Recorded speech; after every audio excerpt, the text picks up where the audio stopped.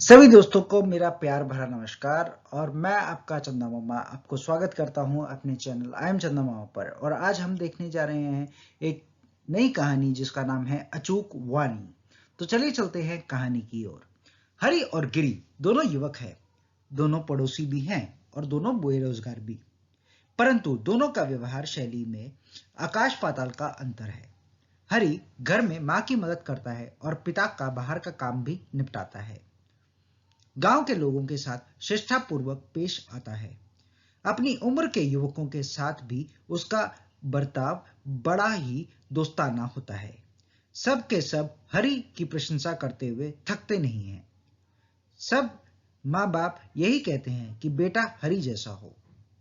गिरी का व्यवहार तो इससे बिल्कुल ही भिन्न होता है। कोई सहायता मांगे भी तो वो नहीं करता। अधिक समय तक वह सोता रहता है।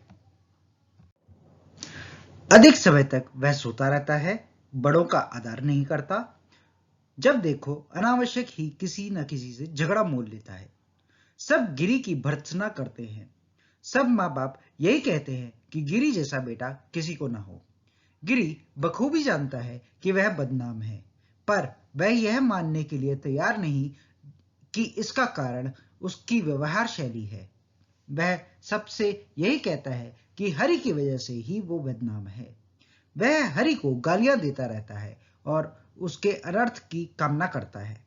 फिर भी हरि गिरी से नाराज नहीं है। कोई अगर कहे कि गिरी बुरा है तो वह कहता है कि सबका व्यवहार एक समान नहीं होता। गिरी की तुलना मुझसे करके उसका अपमान किया जाता है, इसी से वह मुझसे नाराज है। अन्यथा हम दोनों अच्छे दोस्त हैं। एक दिन गिरी का मामा शंकर उसके घर आया। थोड़ी देर तक इधर उधर की बातें करने के बाद शंकर ने गिरी से पूछा, बेटे तुम बड़े होशियार हो। हमारे गांव के जमींदार को दो फुर्तीले जवानों की जरूरत है। एक काम करेगा और दूसरा खबरें सुनाता रहेगा। तुम जमींदार को खबरें सुनाते रहोगे तो तुम्हारा पड़ोसी हर एक काम करता रहेगा। परंतु जमींदार की एक शर्त है, दोनों साथ साथ जाओगे तभी यह नौकरी मिलेगी। वे अच्छा खासा वेतन भी देंगे। अगर मैं अकेले ही जाऊं तो क्या आपके जमींदार मुझे नौकरी नहीं देंगे? गिरी ने पूछा। नहीं, जमींदार उन जवानों को ही काम पर लगाएंगे जो वेतन के मामले में ऐतराज जाहिर नहीं करते। तुम्हारा दोस्त हरि बड़े ही अच्छे स्वभाव का है। तुम दोनों मिलकर जाओगे तो अवश्य ही तुम दोनों को एक साथ नौकरी मिलेंगी। मुझे इस पर पूरा विश्वास है कि तुम दोनों का भविष्य उज्जवल होगा। शंकर ने यूं गिरी को समझाया। मुझे नौकरी मिले या ना मिले, मुझे उसकी परवाह नहीं है, पर किसी भी हालत में हरि को नौकरी नहीं मिलनी चाहिए। आवेश भरे स्वर में गिरी ने कहा।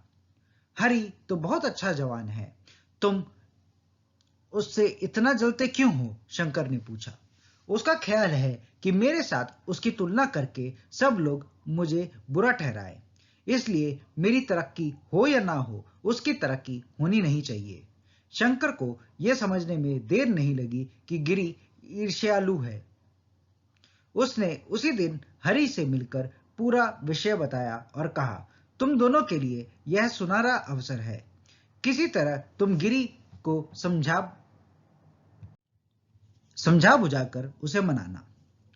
हरि ने इसके लिए हां कर दिया और गिरी से मिलने गया। हरि की बातों को गिरी ने ध्यान से सुना और कहा, मैं बहुत लोगों से सुन चुका हूं कि जमींदार अच्छा आदमी नहीं है। कुछ दिनों बाद मुझसे काम करने के लिए कहेगा और तुम्हें खबरें सुनाने का काम सौंपेगा। फिर हम पर यह दोष पड़ेगा कि मैं ठीक तरह से काम नहीं कर रहा हूं और तुम खबरें भी सही सही नहीं सुना रहे हो। देखते देखते हमें नौकरी से हाथ धोना पड़ेगा। इसलिए मैंने यह प्रस्ताव स्वीकार नहीं किया है और अस्वीकार कर दिया है। मुझे लगता है कि यह केवल तुम्हारा भ्रम है। एक और बार सोचकर देखो, हरि ने कहा।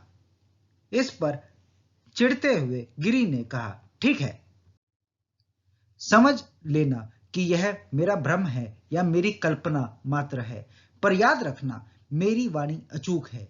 जो कहता हूं होकर रहता है। मेरे घर के सब लोग भी यही कहते रहते हैं कि मेरे मुंह से जो बात निकलती है वह होकर ही रहती है।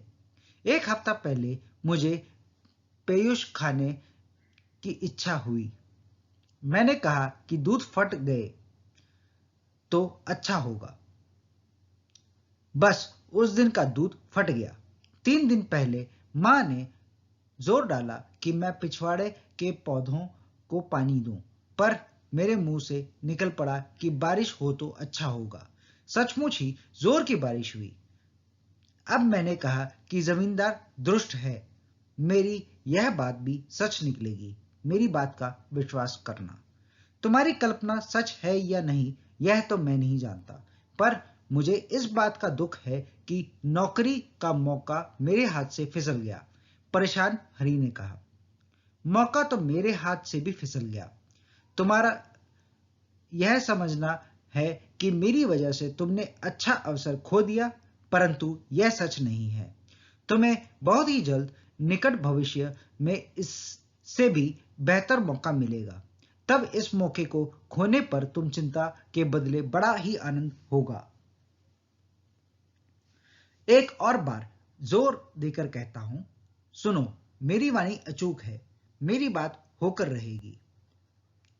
यो गिरी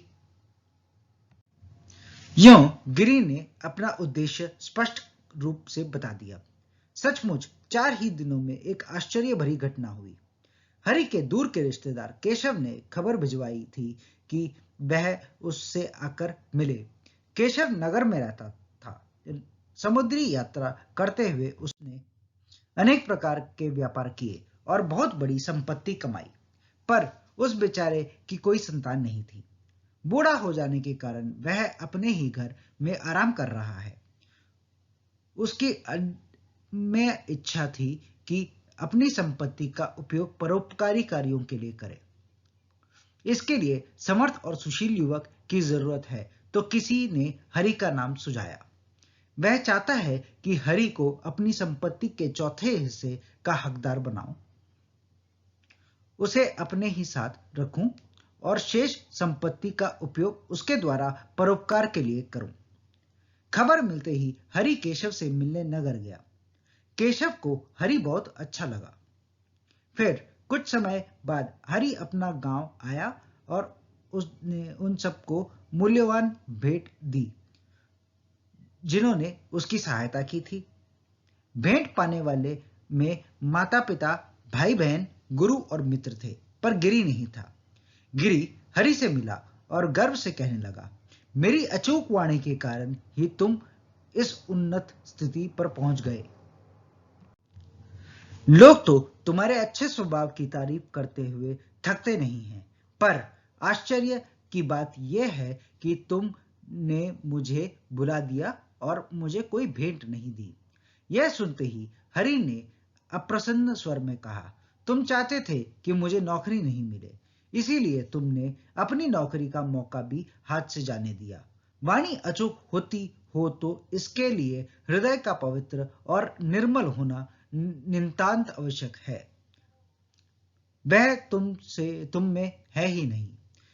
उस दूध का फटना, बारिश का होना एक तुम्हारे स्वार्थ के लिए और दूसरा काम से बचने के लिए कहे गए शब्द मात्र हैं। एक और बात है, अगर किसी के कहे बुरे काम सफल होते हैं तो ऐसे लोग अचूक वाणी के नहीं कहलाते। लोग यही कहेंगे कि उसकी जीभ पर काला धब्बा है। अब रहा भेंट का विषय। तुम्हें भेंट देने का मतलब है अयोग्य का समान है और अयोग्य का सम्मान करना। इससे मैंने जिन शेष लोगों का आदर किया उनके महत्व को घटाना है, इसलिए तुम्हारे लिए कोई भेंट नहीं लाया।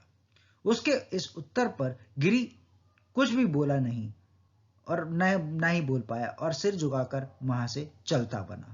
तो ये थी दोस्तों कहानी अचूक वाणी, जो कि चंदा मामा में एक प्रकाशित कहानी है।